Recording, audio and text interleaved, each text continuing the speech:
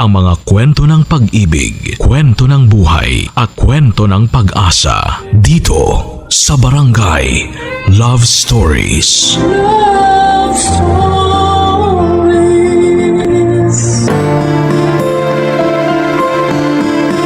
Hindi tayo pwedeng manuntok ng walang nasasaktan. Katulad niyan ng paglalaro natin ng apoy, malaki ang posibilidad na tayo ay mapasok kinatagalan. Ikaw kabarangay, naipit ka na ba sa isang komplikadong sitwasyon? Dear Papa Dudut, sabi ng mama ko ay wag daw akong gumawa ng mga bagay na pagsisisihan ko sa dulo.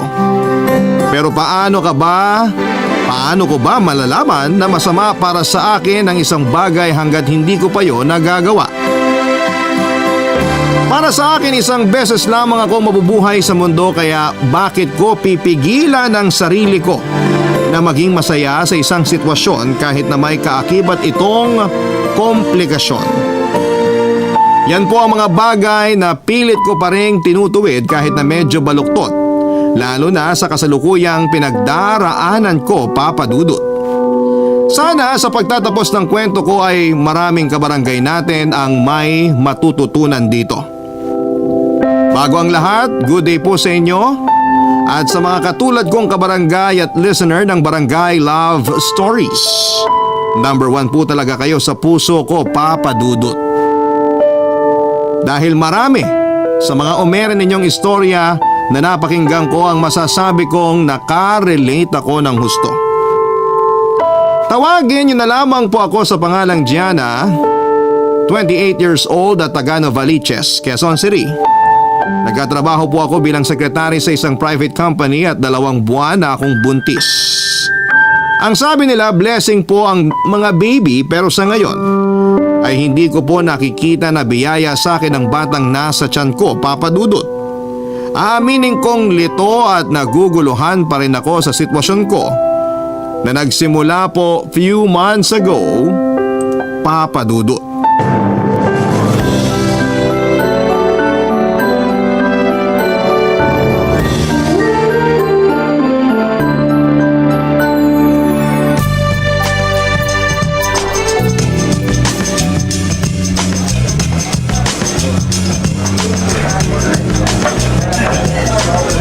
Wow! Totoo ba to? Nandito tayo ngayon sa bar? Oo. Gusto mo sampalin kita para malaman mong hindi ka nananaginip? Grabe naman sa sampalin, bes. Parang di kaibigan, no? Nakaka-hurt ka ng feelings. Pwede ba tigilan mo yan? Umorder ka pa ng inumin, sagot ko. Wow! Sige, pero mamaya na. Di ko pa maubos yung iniinom ko eh. Hay, hina mo! Dati nung nag-aaral pa tayo, ikaw yung panayaya sa akin sa mga inuman. Pati ikaw yung pinakamalakas uminom. Huwag mo sabihin pinasa mo na yung corona mo sa akin. Napaka mo naman. Siyempre ako pa rin yung BFF mong malakas uminom. Pero ngayon kasi ayokong maglasing. Bilin kasi ng boyfriend ko, wag akong iinom ng marami. Yan talagang mga boyfriend na yan? Masyadong pakialamero. Hoy, hindi naman. Worried lang sa akin yung honey bunch ko. Kaya kinikilig ako. Alam mo ba? O sige, tuloy mo. Susungal-ngaling kita ng bote. Guard! May bayolente! Huwag ka na kasi magkwento tungkol sa boyfriend mo. Alam, nakaka-break lang nung tao tapos puro ka pa ganyan. Mag-usap na lang tayo tungkol sa investment. Alokin mo na lang ako ng insurance o di kaya kung ano-anong theory tungkol sa mga alien. Huwag lang yan, bes! Sorry na. Akala ko kasi hindi ka na affected sa breakup nyo kasi nagbabar na tayo. Last week lang nagkukulong ka sa kwarto mo. Tumatawag pa sa akin mama mo kasi ayaw mo lumabas para man lang kumain. Last week yon, pero hindi na ngayon. So hindi ka na nasasaktan? Nasasaktan pa rin. Pero sino ba siya? Ano, habang buhay na lang ba ako magmumukmok kasi iniwan niya ako at pinagpalit sa babaeng mas pangit kaysa sa akin? Sa true rin naman. Huwag mo na siyang iyakan. Hindi siya worth it. Pinipilit ko, pero may times pa rin na nagagalit ako sa kanilang dalawa. Lalo na dun sa babae niya. Stinok ko kasi last time yung Facebook account nung impactang yon. Tapos ayun, na-offend lang ako kasi mukha siyang ewan. Kumpara naman sa akin, di ba? Na-curious tuloy ako. Gusto ko makita, bes. Wag na, baka mamaligno ka pa. Hindi talaga siya maganda. Hindi. Mukha siyang kapre, tikbalang, laman lupa, engkanto, manananggal. Malandi siya, makate, higad, haliparot. Magsama sila ng ex kong tukmol. Oo. Tama na yan, baka umiyak ka pa. Sinong iiyak? Ako? Hindi ko naiiyakan yung mga abnormal na yun, no? Ay, tama. Mga abnormal sila. Lalo na yung ex mo. Kasi sino ba namang matinong lalaki ang ipagpapalit ang long-term relationship niya sa ibang babae? Diba? Alam mo yan, ginawa ko yung lahat. Naging loyal ako sa kanya. Pumayag nga ako makipag-live-in sa kanya kahit hindi pa ako ready nun eh. Nagreklamo ba ako? Hindi! Sinuway ko pa parents ko. At kahit control freak siya, iniisip ko na mahal lang niya ako kaya siya ganun. Sinusunod ko gusto niya kahit sa kaliit-liitang detalye. Tapos sa huli, iwanan niya lang ako. Sasama siya sa madungis na yon, ipagpapalit niya ako. Nasaan ang hustisya, bes? Nako, mahirap hanapin ang hustisya rito sa atin. Eme ka naman eh. Oo pero ayun na nga. Hindi ka nagkulang. Binigay mo lahat. As in lahat-lahat. Nasa kanya na yun. Siya na yung may problema kasi malandi siyang lalaki. Tapos cheap pa kasi pinagpalit ka sa hindi mo naman ka-level. Nakakainsulto kaya yun. Kaya nga iniisip ko na lang na magbe-break din sila. Na walang forever, sa umpisa lang masaya.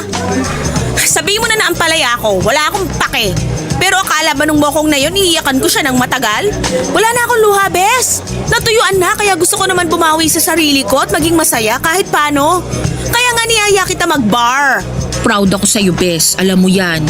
Basta, happy ako kasi binibigyan mo ng pagkakataon ng sarili mo na maging masaya nang hindi kasama yung ex mong salot sa lipunan. Basta, kahit anong mangyari, nandito lang ako para sa'yo. Best friends nga, di ba? For better and for worse. Salamat. Pero sana makarma na sila kasi naiinip na ako maghintay. Kating-kati na akong pagbayaran nila yung pananakit nila sa akin. O siya, tama na yan. Sayaw na lang tayo sa dance floor. Magpakasaya na lang tayo at kalimutan na muna natin yung ungas na yun. Hindi kanya deserve, girl. Ang ganda-ganda mo eh. Talaga? Sayaw na nga tayo. Heartbroken po ako, Papa Dudut, kasi iniwan ako ng live-in partner ko at pinagpalit sa isang babaeng mukhang puwet ng kaserola.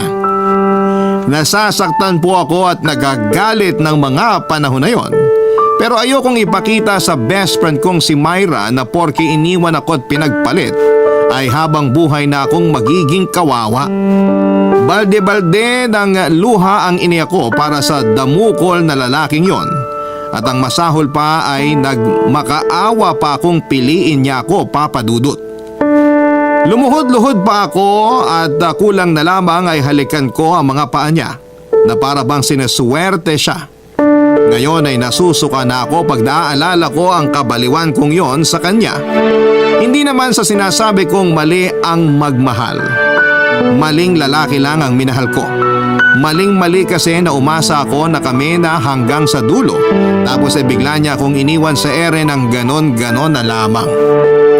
Kaya nga noong napagod na akong questionin ang sarili ko kung saan ako nagkulang, kahit ginawa at binigay ko naman ang lahat, ay tinigilan ko na ang pag-iyak sa lalaking yon, Papa Dudut. Pero yung lungkot at mga luha ay napalitan ng matinding galit at buot.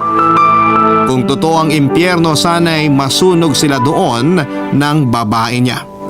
Kung totoo ang karma, ay sana'y paulit-ulit na layong maranasan para makaganti naman ako kahit papaano.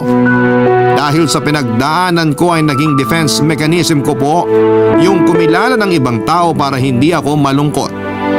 Feeling ko kasi burden na ako sa best friend ko kahit na sinabi niyang nandyan lamang siya para sa akin. Kaya nga sinubukan kong tumayo sa sarili kong mga paa. Pumasok po ako sa tinatawag nilang hook-up culture, kung saan ay marami akong nakilalang lalaki at babae na kapwa ko ay naghahanap ng good time at panandaliang aliw. Isa na nga po doon si Boris, Papa Dudut.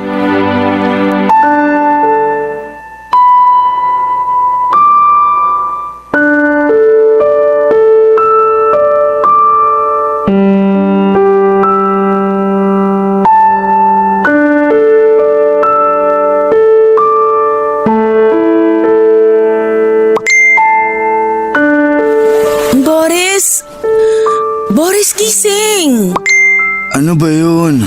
Anong ano ba yun? Ang ingay kaya ng phone mo. May kanina pa chat ng chat sa'yo. Tingnan mo na nga. Baka may emergency or what? Ay, istorbo naman. Sino ba to? Sino ba yan? Ha? Wala. Walain mo mukha mo. Sino nga kasi? Ay, Gianna naman eh. Sasabihin mo ba o lalayasan kita? Uy, huwag ka naman umalis. Iisa pa ako sa'yo mamaya eh. Nagpahinga lang ako kasi nakakapagod yung 5 beses natin kanina. Kaya nga sagutin mo tanong ko. Sino ba yung chat ng chat sa'yo? Wala, live-in partner ko lang. Ano? May live-in partner ka na palang ungas ka? Meron, pero hindi ko na siya mahal. Kaya nga ako nakikipag-hook up sa'yo kasi ayoko na sa kanya. Wala naman talaga akong pakialam sa relasyon yung dalawa kasi wala naman tayong relasyon. Pero hindi lang ako makapaniwala na certified manloloko ka. Oh, saan ka pupunta? Gianna naman. Nakuha mo pa talagang magtanong? Hindi ba halata? Iiwanan na kita kasi nabubuisit na ako sa'yo. Huwag mo naman gawin sa akin to. Sayang binayad natin sa motel kung di natin susulitin check-in natin. Upo ka muna rito sa tabi ko. Dali na. Kumalma ka lang kasi muna. Ay, kung nalaman ko lang ng maaga na may karelasyon ka, sana di na ako pumayag sumama sa'yo dito sa motel. Kung pinaalam ko sa'yo, baka hindi ka na pumayag. Katwiran niyo talaga mga manluloko, bulok. Ikaw na may sabi. Wala ka namang pakialam sa relasyon namin, di ba? Kaya bakit ganyan ka kaapektado? Kasi niloko rin ako at pinagpalit sa ibang babae ng ex ko. Kaya naaawa lang ako dyan sa kinakasama mo. Kung hindi mo na pala mahal, bakit hindi ka na lang makipaghiwalay? Mahirap kasi may anak kami. Saka nakiusap siya sa akin na gusto niya magkaroon ng buong pamilya yung anak namin. Kaya wag ko raw siyang hiwalayan. Pero anong gagawin ko kung di na nga ako masaya kasama niya? Kaya ka ng babae. Alam ba niya pinagagagawa mo sa kanya? Feeling ko alam niya, pero hindi na lang siya nagsasabi. Doon pa rin naman ako sa inuupahan namin umuwi kaya wag na siya masyadong demanding. Curious lang ako ha. Total na pag-uusapan na rin natin. Curious saan? Sa inyong mga lalaki. Ano yung reason nyo? Bakit bigla-bigla na lang kayo fall out sa mga partner nyo? Maraming dahilan, pero ako kasi nawala na yung pagmamahal ko sa kanya kasi masyado siyang taklesa. Lagi niya akong tinatalakan. Daig pa niya nanay ko. Hindi nga ako napagsalitaan ng maaanghang ng sarili kong ina tapos siya kung ano-anong masasakit yung sinasabi sa akin kapag nag-aaway kami. Dahil lang doon? Nasaktan kaya ego ko. Apak na apak pagkalalaki ko sa kanya. For sure may dahilan kung bakit niya yun nasabi sa'yo. Kasi ganun kaming mga babae. Hindi kami nangaaway ng basta-basta. Talaga? Bakit kanina muntik mo na nga akong layasan at awayin dahil lang nalaman mong may kinakasama ako? Di ka ba nakinig? Naalala ko lang ginawa sa akin ng ex ko. Nakita ko siya sa'yo kaya nabwisit ako. Pero hindi ako yung ex mo. Magkaibang lalaki kami. At wala tayong relasyon para magalit ka sa akin ng ganun. Ay, sa bagay, para naman akong tanga sa asal ko kanina. Problema mo na yan kung magkahulihan kayo ng live-in partner mo ha. Basta labas ako dyan. Huwag niyo akong idadamay. Bakit naman kita idadamay? Hindi mangyayari yun kasi matinik ako. Siguraduhin mo lang yung pinagsasasabi mo. Ayoko ng gulo. Walang mangyayaring ganun. Kaya huwag ka nang mag-alala. Saka, huwag na nga natin siya isali sa usapan. Parang gusto ko na lang ulit may mangyari sa atin. Ready ka na ba ulit? In a relationship na pala si Boris pero aminadong manloloko. Wala akong pakialam sa bagay na yon not until sinabi niya sa akin ang katotohanan. Nung una ay gusto ko siyang suntukin sa mukha kasi iniiputan niya sa ulo yung syota niya at kinakasama niya pero naisip ko na huwag na lang kasi baka mapuruhan ko pa at mademanda pa ako. Masasabi ko naman Papa Dudot na na-enjoy ko yung nangyari sa amin ni Boris ng gabing yon. At naulit pa nga nang naulit ang hook-up namin kahit na alam kong may karelasyon na siya. Ewan ko ba, Hindi na ako nandidiri na dalawa niya kaming kinakasama. Basta sinabihan ko siya na huwag na lamang niyang bubuntisin ako. Magaling kasi si Boris at panalo ang performance niya, Papa Dudut. Hinahanap-hanap ko. Kaya lang ay nagkaproblema lamang kami noong naramdaman kong naging masyado na siyang clingy.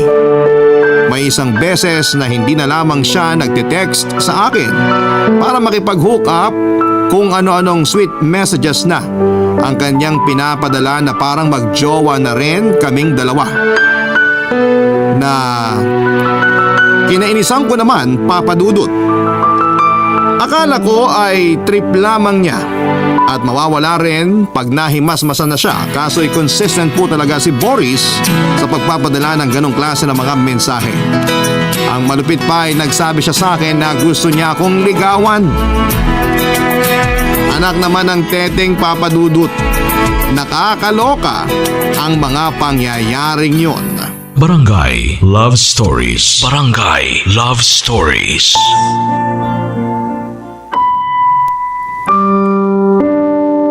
Papa Dudut, syempre sinabi kong ayoko.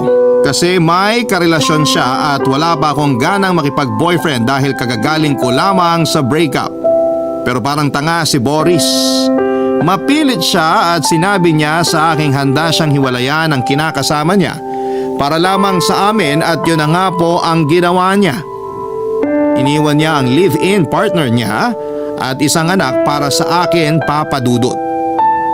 Siyempre nawindang po ako kasi ang bilis ng galawan niya. Hindi pa nga nagtatagal simula nang magkakilala kami tapos gusto na niyang maging exclusive. Napatanong ako sa sarili ko kung ganon ba talaga ang mga lalaki. Galawang ninja sa mga pambababae nila. Pero aaminin kong may isang bahagi sa marupok kong puso na masaya kasi noong ko lang naranasang piliin. Hindi ba iniwan ako at pinagpalit? Tapos iniwan ni Boris ang pamilya niya kasi ako ang pinili niya.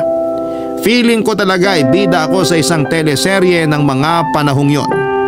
Sa kabilang banda ay hindi ko naman po sinabi kay Boris na gawin niya mga bagay na yon.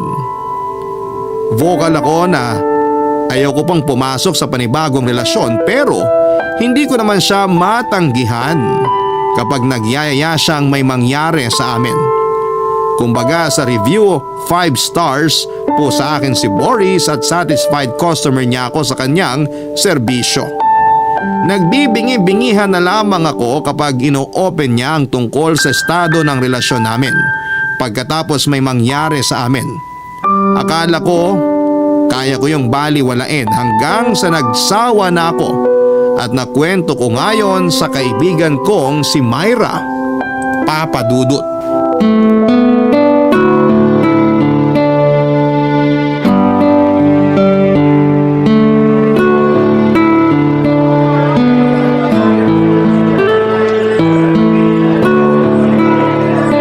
Seryoso ka ba talaga dyan? Saan? Sa sinabi kong nakikipag-hook up ako at ngayon meron ng lalaking obsessed sa akin? Oo, dyan. At dyan pa sa lalaking yan. Ano nga ulit yung pangalan niya? Boris. My goodness, Bes. Hindi ko akalain na yan palang pinagagawa mo sa loob ng 1 linggong hindi natin pag-uusap. Correction. 1 linggo at 3 araw. Ganun na rin yun. Ano ba kasing masama doon? Marami naman gumagawa noon, di ba? No feelings attached, ika nga. Marami nga pero hindi ibig sabihin gagawin mo na rin. Malaki na ako, Bes. Hindi na ako teenager na dapat pagbawalan sa mga gusto kong gawin. Kaya ko na magdesisyon para sa sarili ko. Malapit na nga ako mag-30 eh. Kahit na. Paano kung mapahama ka dyan? Masalvage ka. Pinagsasasabi mo, okay lang ako oh. Kita mo bang may kulang sa body parts ko? Wala naman, di ba? Paano kung makakuha ka ng sakit? Sige nga. Ayos lang ako. Kaya ko sarili ko. Ginagawa mo ba yan kasi gusto mong maghiganti sa ex mong manloloko at nang iwan sa'yo? Ginagawa ko to para sa sarili ko. Para kalimutan siya. Sa lagay pipigilan ko na lang sarili ko na sumaya katulad niya. Nung nambabae siya di nga niya ako inisip. Kaya ba't ko siya iisipin sa panlalalaki ko? Saka wala na rin naman kami. Hiwalay na kami. Single na ako kaya wala na akong inaapakang ibang tao. Ay, maliban na lang pala dun sa kinakasama ni Boris. O kita mo na? Naging kabit ka pa? Excuse me, hindi naman kami ni Boris. Kaya paano ako magiging kabit? Sige nga. Pero may karelasyon pa rin siyang tao. Sana kung gaganyan ka lang din pala, doon na sa kapwa mo single, para wala na kayong masaktan. Sorry, okay? Bago lang naman ako sa hookup culture na to. Malay ko ba sa rules and regulations na yan? Basta ako, one night stand lang habol ko kay Boris. Kaso naulit pa nang naulit hookup namin kasi magaling talaga siya sa kama. Mas magaling pa siya sa ex ko na madalas pilipeki ko lang yung Huwag mo nang ituloy, Bes. Nakakaloka ka. Mas naloloka ako kay Boris kasi parang baliw na siya sa akin, Bes. Mantakin mo, hihiwalay niya yung live-in partner niya para lang opisyal akong ligawan? Sinabi mo ba sa kanyang ayaw mo maging exclusive kayo? Sinabi ko na. Para na nga akong sirang plaka kakapaulit-ulit sa kanya kaso ewan. Di ko alam kung tanga lang ba siya o nagbibingi-bingihan. Ang hirap ng sitwasyon mo. Gusto mo siya na ayaw mo. Paano mo naman nasabi na gusto ko siya? Kasi sabi mo magaling siya sa kama. Hindi mo naman siya babalik-balikan kung hindi ka nasasatisfy sa bagay na yun. Tama rin naman. Hirap lang kasi sa kanya bakit kailangan niya pang gawing komplikado yung lahat. Bakit hindi na lang kami maging magka-hook up forever? Sira, hindi pwede yung sinasabi mong forever. Ano? Hanggang pagtanda gusto mo para usan ka lang? Sakit mo naman magsalita. Masakit talaga ang katotohanan, Bes. Saka tama naman sinabi ko. Oo na. Pero sa ngayon hindi ko siya kayang bitiwan. Ayoko naman makipagkilala sa iba kasi paano na lang kung hindi nila mapantayan yung galing niya sa kama. Eh di sayang lang effort ko. Hindi ko akalain may ganyan ka palang side. Hindi na kita kilala. Pero sabi mo BFF pa rin tayo. For better or worse nga, di ba? Oo, kaya lang wag mo naman ipahamak ang sarili mo, Bes. Mamaya imbis na panandali ang aliw lang ang hanap mo. Makarma ka sa pinaggagawa mo. Gusto ko lang naman maging masaya. Kung kakarmahin pa ako dahil lang sa bagay na yun, aba, maawa naman sa akin ang universe. Hindi ko yun deserve. Ewan ko sa'yo, hindi na kita carry.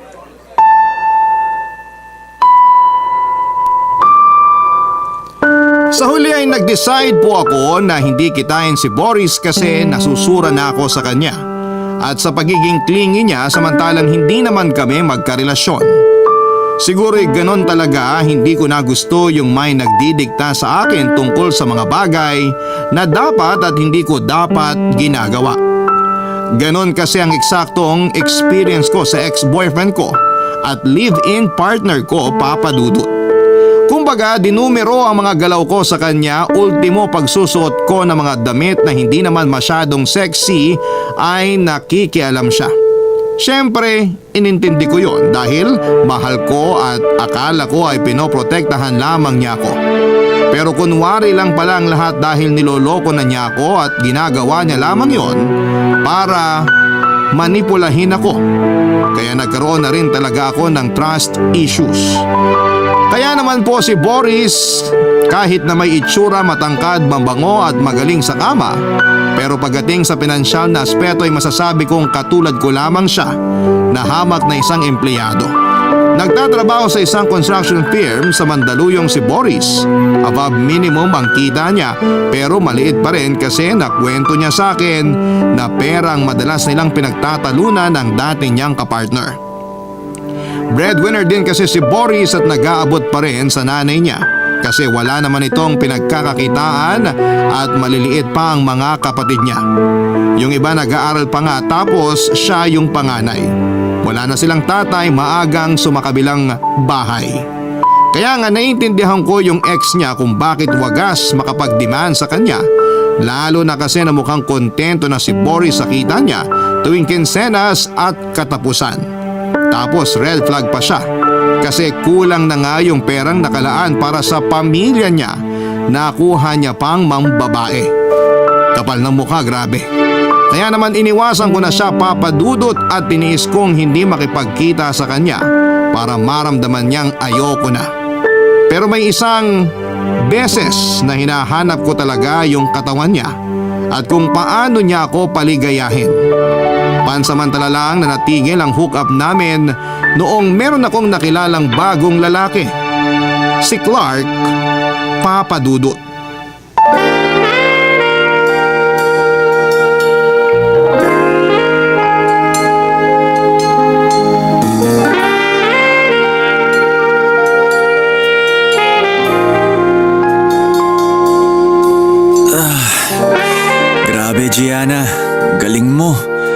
Nasuko ako sa'yo.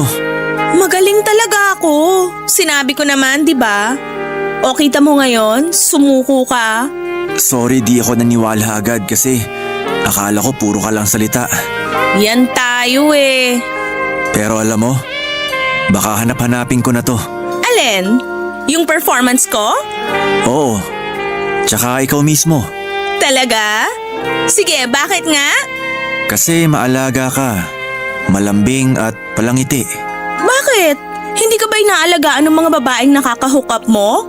Hindi ba sila kasing sweet ko at hindi rin sila palangiti? Oo, ibang-iba ka sa kanila kaya nanibago ako. Yung totoo, hindi naman talaga ako naghahanap ng hookup lang. Gusto ko rin makakilala ng tao na magiging kaibigan ko. Bakit? Wala ka bang mga kaibigan?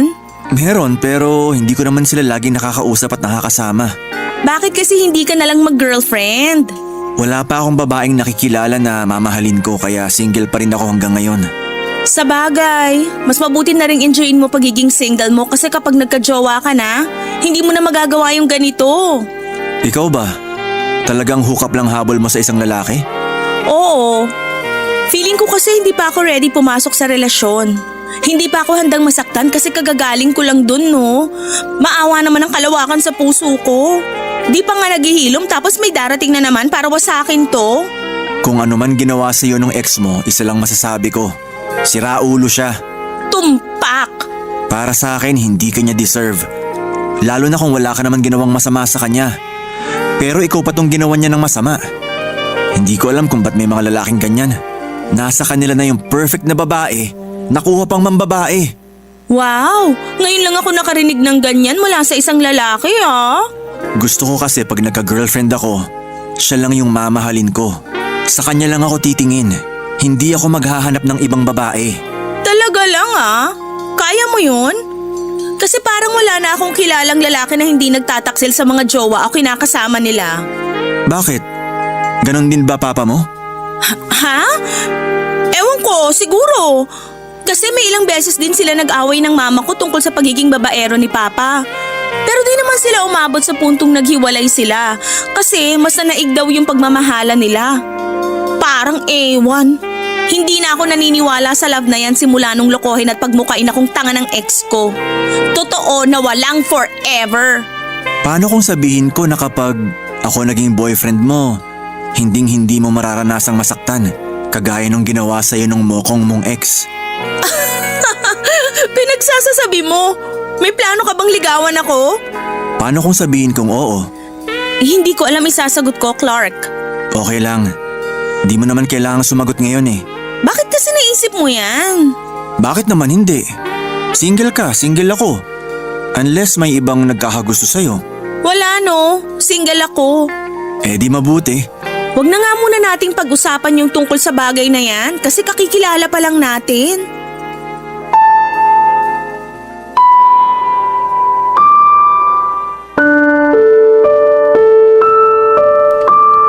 Kumpara kay Boris ay mas may pera si Clark. Charismatic din siya, single, walang sabit at walang responsibilidad sa pamilya kaya solong-solo niya ang kita niya. May negosyo siyang isang coffee shop at kasama niya ang best friend niya at kababata niya doon. Bukod doon ay freelance videographer din si Clark, Papa Dudut. Marami siyang plano sa buhay tulad ng pagtatayo ng sarili niyang studio at kung ano-ano pa. Malayong malayo talaga si Clark kay Boris pero masasabi kong mas type ko ang itsura ni Boris. Sakto lang din sa kama si Clark. Gusto niya na siya lagi yung tinatrabaho, paano naman ako. Pero hindi ko siya mabitawan kasi grabe siyang magregalo. Ni-spoil niya ako sa material ng mga bagay at sa atensyon. Yung mga bagay na ibinibigay niya sa akin ay never kong naranasan sa ex ko. Niwala ngang pabulaklak ang mokong na yon sa 5 taon naming magkarelasyon kasi sayang daw sa pera. Nabubulok lang din daw. Tapos ay wala man lang kahit sweet long messages kasi nakukornihan siya. Sa huling malalaman kong ginagawa niya pala yon sa bago niyang babae. Unfair pero bahagi na lamang siya ng nakaraan ko. Hindi ko lang mapigilang hindi magdamdam kapag kinakain ako ng insecurity. Basta iniisip ko na lamang na mas maganda pa rin ako sa pinalit niya sa akin. At yun na lamang po yung bagay na nagbibigay ng motivation sa akin. Pero bumalik tayo sa kinakwento ko, Papa Dudut.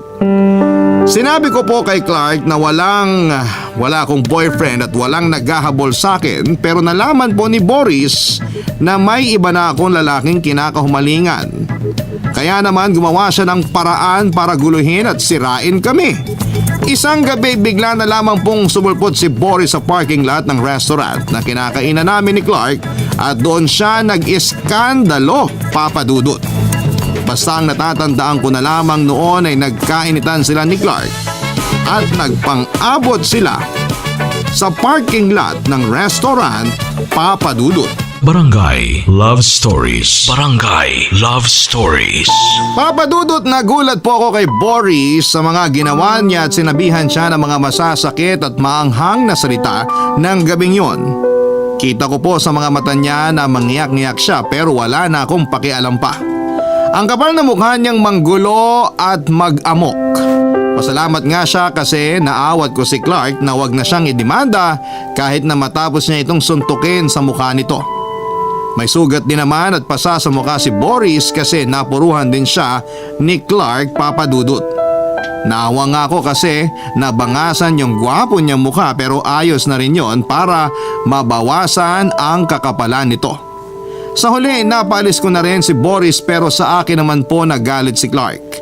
Nagsinungaling daw ako sa kanya na wala akong sabit kasi hindi niya inaasahan na merong Boris na lilitaw para mang-away at manira ng gabi namin.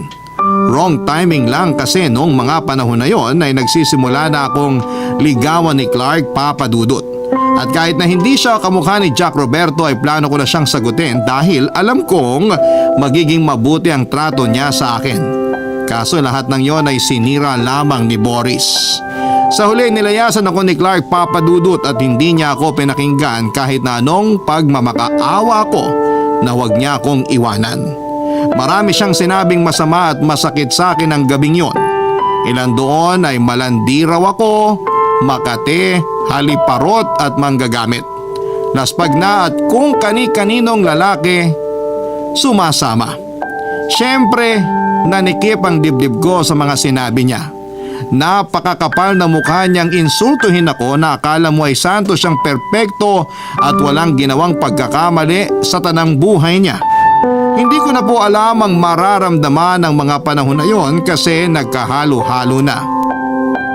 Galit, dismayado, lungkot, panliliit sa sarili na may pandidiri na rin.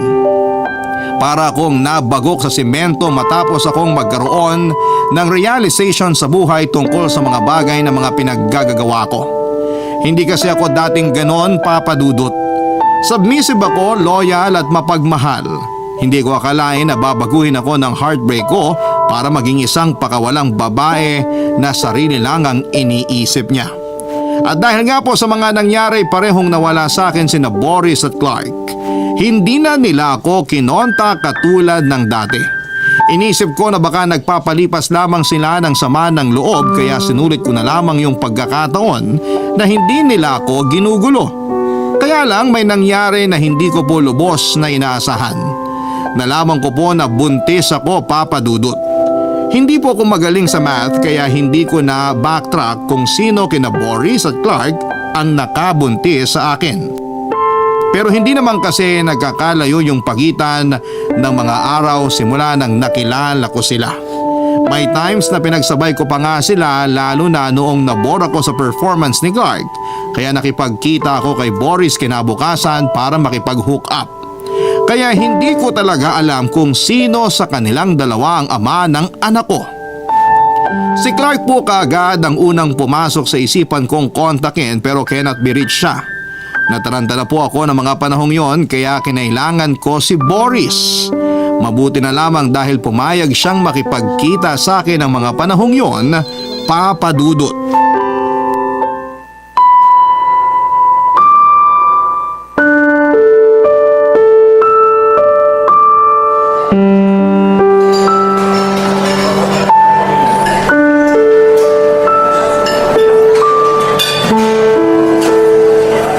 yung sasabihin mo, Gianna? Pwede bang sabihin mo na? Bakit parang hindi ka mapakali dyan? Baka kasi magtaka yung kinakasama ko pag natagalan ako. Paalam ko lang may kikitain kaibigan sa kanto. Wow, parang kailan lang baliw na baliw ka pa sa akin ah. So nagkabalikan na pala kayo ng live-in partner mo. Oo, dahil pinatawad niya ako ulit nung nagmakaawa ako sa kanya. Sabi ko magbabago na ako, alang-alang sa pamilya namin. Sinasabi na nga ba? Kung sinagot kita at naging tayo, malamang iiwan mo pa rin ako pag naburyong ka na sa akin at babalik-balik ka pa rin sa pamilya mo. Hindi naman naging tayo, di ba? Kasi may iba ka na at halatang mas gusto mo yung lalaking yun kesa sa akin. Wala ka nang pakialam doon. Ikaw lang naman yung nagkagusto sa akin. Di ko naman sinabi na ma-fall ka. Vocal ako na hindi pa ako ready pumasok sa relasyon. Huwag mo na nga ipamukha sa akin yung tungkol sa bagay na yan. Kasi kahit anong sabihin mo, hindi ako maniniwala sa'yo. Katulad din kita, Gianna. Sinasabi mo lang yan kasi di mo ako gusto. Pero alam kong handa ka makipagrelasyon sa lalaking yun kasi gusto mo siya. Pwede ba? Wag na nga natin pag-usapan yung bagay na yun. Hindi siya ang dahilan kaya ako nakipagkita sa'yo. Total wala na rin naman kami kasi sinira mo na yung dapat nabubuo naming samahan. Kundi ka ba naman epal at makapalang muka? Susumbatan mo lang ba ako kaya ka nakipagkita sa akin? Kasi kung oo, hindi pa ba sapat yung mga masasakit na salitang sinabi mo sa akin nung gabing yun? Pasalamat ka, hindi ako nananampal ng babae. Subukan mo lang nakantiin ako. May kalalagyan ka, Boris. Ano ba kasing dahilan mo? Dalian mo, naiinip na ako. Buntis ako. Ano ka mo? Kahit talaga kailan, hilig mong umarting tanga. Uulitin ko ha. Buntis ako. Ikaw yung ama. Kapal naman ang mukha mong ipaako sa akin yung batang yan. At bakit hindi ko ipapaako sa'yo? Ilang beses mo akong ginalaw. Pero may nangyayari rin sa inyo ng lalaking yun. Kaya paano ako makakasiguro na sa akin nga yung batang nasa tiyan mo? Kapal naman ang pagmumukha mong sabihin niyang bagay na yan. Mas makapal ang mukha mo kasi gusto mong ipaako sa akin yung batang yan. Napakawalang kwenta mong lalaki. Bahala ka na kung anong gusto mong itawag sa akin. Pero ayoko sa batang yan. Huwag mo sa akin ipaako yan kasi hindi ko rin yan tatanggapin. Minahal kita, Gianna. Pero pinagmukha mo lang akong tanga. Ininsulto mo pa pagkalalaki ko at minaliit pagkatao ko. Tapos ngayon ipapaako mo sa akin yung bunga ng kalandian mo? Tumigil ka na! Kapal na mukha mo pagsalitaan ako ng ganyan! Masakit ba? Kasi kung oo, dinaramdaman mo rin yung pinaramdam mo sa akin noon. Akala mo kung sino ka eh. Yan na yung karma mo. Kung ayaw mo sa batang to, edi wag! Wag mo lang talaga siyang hahabol-habulin pag dumating na yung araw na kainin ka ng konsensya mo kasi pinabayaan mo siya. Napaka-irresponsable mong ama. Hindi mangyayari yung sinasabi mo. Kasi alam ko sa sarili kong hindi sa akin yung batang yan. Kung akin man yan, di ko na yan kargo. Kaya bahala ka na sa buhay mo. Bahala ka na kung paano mo siya palalakihin. Wag mo na rin akong guguluhin kasi ayoko nang makita ang pagmumukha mo. Wow! Kung makapagsalita ka, akala mo kung sino kang perpekto at hindi nagloko ah. Pero nagbabagong buhay na ako. Gusto ko nang ayusin lahat sa amin ng pamilya ko. Kaya bahala ka na sa buhay mo.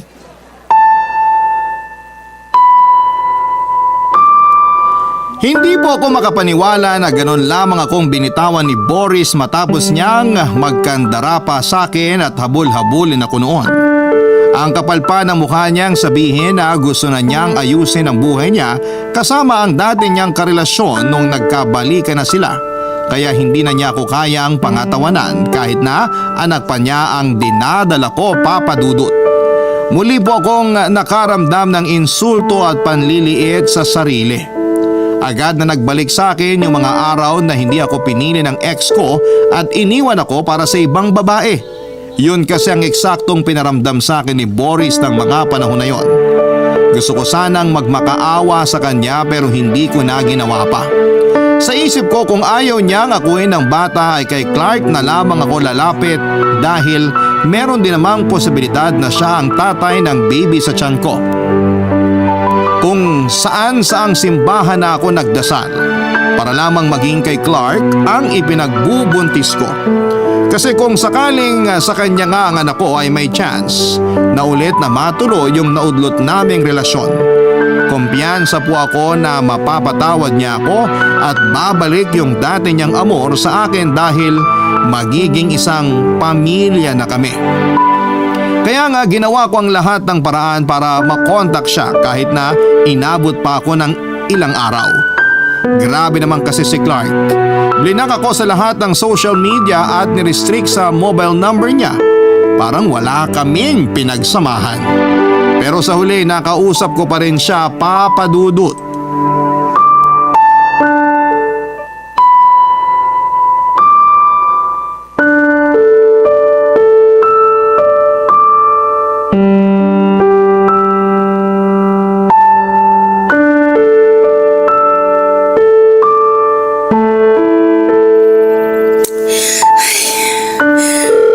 Ayun, nag-ring.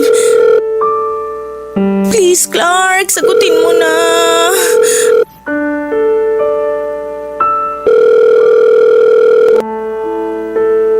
Hello? Sino ba to? Clark? Clark, ako to, si Gianna. Lintik naman, Gianna. Kailan mo ba ako planong lubayan? Tsaka paano mo nalaman tong number ko? Hindi na mahalaga kung paano kasi ang importante nakausap kita. Tinik mo rin talagang babae ka, no? Clark naman, hanggang ngayon ba galit ka pa rin sa akin? Aba, sinong di magagalit sa'yo? Sinungaling ka eh. Sabi mo walang naghahabol sa'yo tapos meron palang baliw na nagkakandara pa sa'yo. Ikaw na may sabi, baliw si Boris. Saka hindi ko siya gusto, siya lang naman yung may gusto sa akin eh. Kahit na. Ayoko nang may umaaliligid sa'yo na para bang asong nauulol. Kaya kung gusto mo sa kanya, dun ka na. Hindi kita hahabulin. Akala ko ba gusto mo ako? Sabi mo mahal mo ako at gusto mo pa nga akong ligawan. Tapos ngayon kung makapagsalita ka, parang wala tayong pinagsamahan ah. Dati yun. Pero na-realize ko na nadala lang ako ng damdamin ko. Hindi pala talaga kita gusto. Lalo na nung nalaman ko na pinagsasalitan mo kami ng damukol na Boris na yun. Napakalandi mo, Gianna. Nakakadiri ka. Wag na wag mo na ulit akong tatawagan. Sandali lang naman. Ano ba kasi yun? May sasabihin ako. Mahalaga, kaya kita kinontak. Kung makikipagbalikan ka sa akin, ngayon pa lang wag ka na umasa. Kasi natauhan na ako. Iniisip ko pa lang na makita pagmumukha mo, nasusuka na ako. Hindi naman yan yung bagay na sasabihin ko. Pero baka magbago isip mo pag nalaman mo. Ano ba kasi yun? Masyado kang pasuspense. Buntis ako, Clark. Ikaw, ama. Sira ulo ka ba? Paano ko magiging tatay ng batang nasa tiyan mo? Eh dalawa kaming gumalaw sa'yo. Malay ko kung meron pang iba. Malandi ka, di ba? Basta sigurado akong ikaw tatay nito. Gusto mo pa DNA test natin yung baby kapag lumabas? Pa-DNA test mo mukha mo. Di ako mag-aaksaya ng panahon para gastusan yung gimmick mo. Anong gimmick pinagsasasabi mo dyan? Hindi tayo naglalaro rito, Clark. Buntis ako, kakapacheck up ko pa nga lang. Gusto mo bang makita yung sonogram ng anak natin? Hindi ako interesado sa batang yan. Kaya wag mo nga ipagpilit ang anak ko yan. Pagkatapos sa panloloko mo sa akin, gusto mo pa akong bigyan ng responsibilidad? Nasaan ang konsensya mong babae ka? Mahiya ka nga sa pinaggagawa mo. Please, Clark, wag mo naman gawin sa akin to. Wag mo naman akong iwanan ng basta-basta. Baby mo pa rin naman tong nasa tiyan ko. Paano na lang pag lumaki yung anak natin? Wala siyang kikilalaning tatay. Hindi ko nakasalanan yun. Total, pinili mo namang palakihin siya. Ha? Anong ibig mong sabihin? May choice ka naman na ipalaglag siya kung ayaw mo sa kanya eh. Kasi sigurado ako na ayoko sa batang yan, Gianna. Ganyan ka na ba talaga kasama? Naisip mo pa yung kademonyohang yon? Hindi ka ba kinikilabutan? Hindi! Kung ayaw mo magkaroon ng responsibilidad sa pagpapalaki ng sanggol na yan, edi ngayon pa lang alisin mo na siya sa tiyan mo. Wala na akong pakialam sa'yo. Bye! Hello? Hello? Clark? Hello?